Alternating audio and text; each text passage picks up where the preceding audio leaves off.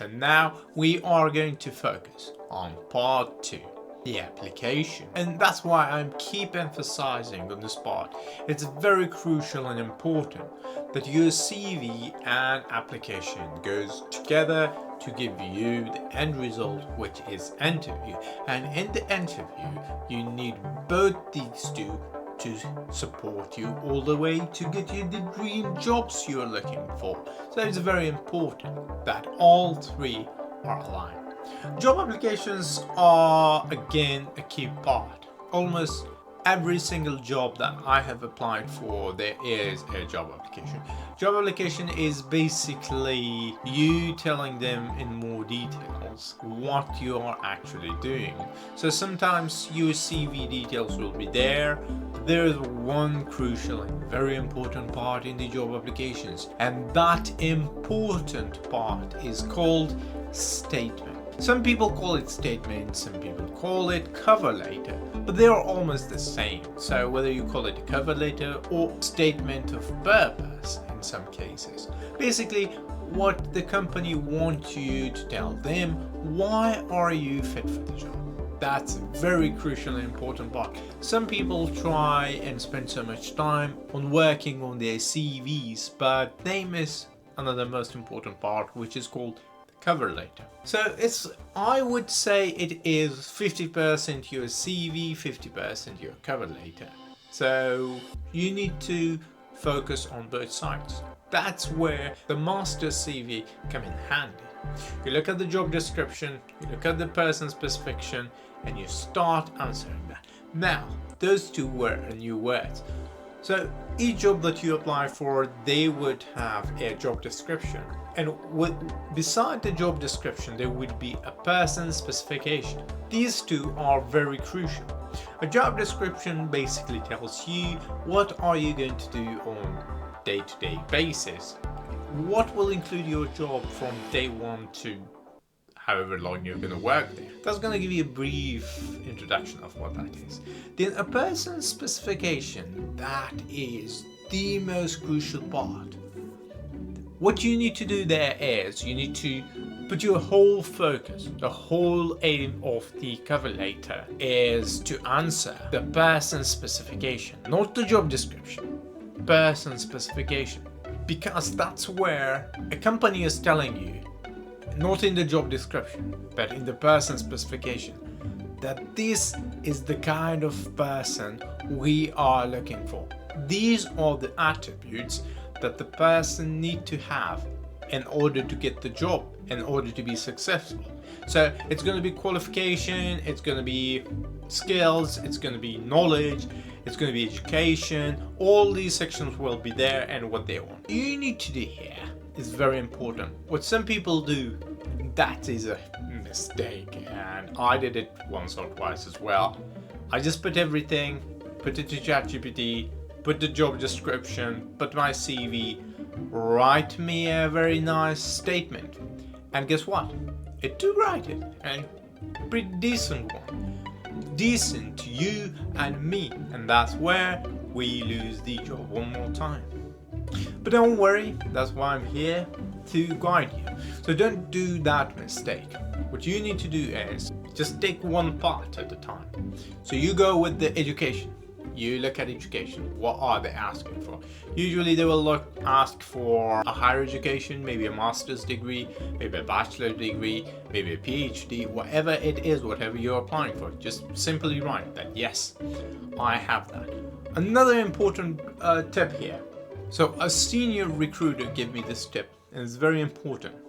When you are writing your cover letter or statement of purpose, you just directly start with, this is how I meet the criteria. You do not need to start with greetings sirs or their name or anything else, because you're not sending it to anyone else. You are sending it to that person, to that company. It used to be back a days thing that you need to write HR, the company name, the person name, their telephone number and everything on the very top of the cover letter, and then you start writing. I haven't seen anything like that in a very long time. That's what the senior recruiter told me.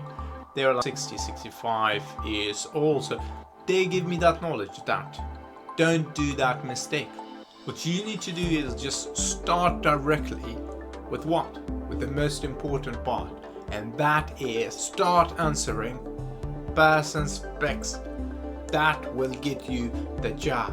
If the CV is 50% and if the other 50% is the job application, in that 50% of job application, I would say 45% is your cover letter or statement of purpose. All of that 45% is what you write and how you answer and how you convince them that you are the right person. And how do you do that? They are telling you person, specification, for a reason. So you just need to do a very simple thing.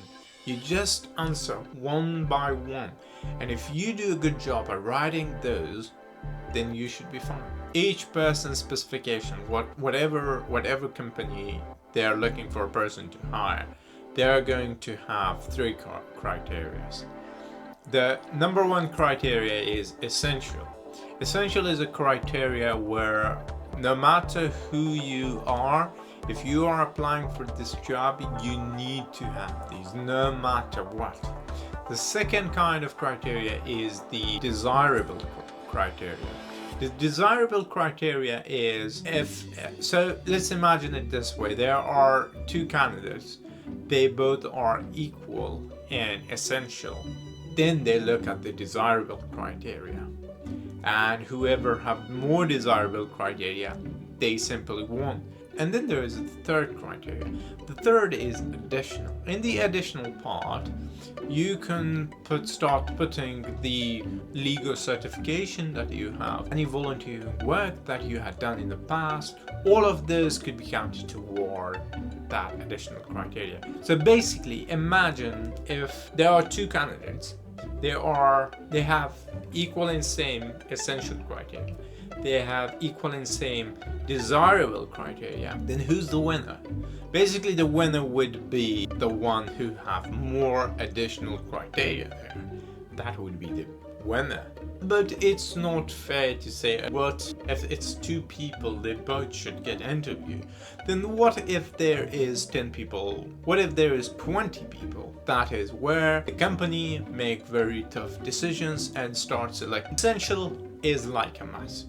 Desirable, if you have it, good. If you don't have it, that should be fine. And sometimes companies are being flexible, but it is absolutely necessary, I would say, that you do have both of those criteria.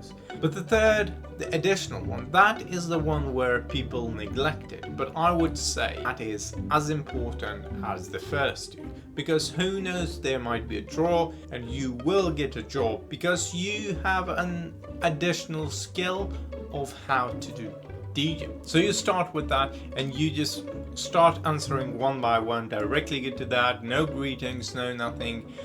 And I think you should be fine with the application part as well. And try to be honest. Honesty is very important in application, what I have seen. It doesn't matter if you are going to fake something. I think I forget that part in the CV. Don't lie, no matter what you are going to say. People will find out. If you don't have a skill, you don't need to lie about having a skill. If you are lacking something, don't just lie. That's the most important thing. And if you lie, that's going to be a bad foundation. How would you like you start a job based on a lie?